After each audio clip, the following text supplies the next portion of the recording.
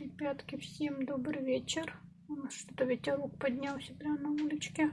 А я тут решила приготовить на ужин легкий салатик. Салатик у меня будет состоять сегодня из листьев капусты.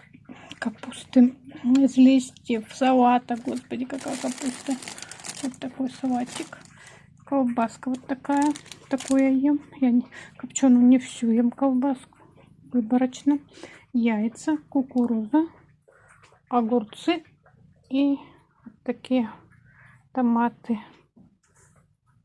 Коктейль для салата. В общем, я сейчас приготовлю, нарежу все, потом покажу, что у меня получилось. Все, салатик я приготовила. Вот так вот он выглядит. Аппетитненько. Нам приятного ужина. Вам прекрасного вечера, отличного настроения. Не забываем ставить лайки, комментарии, подписываться.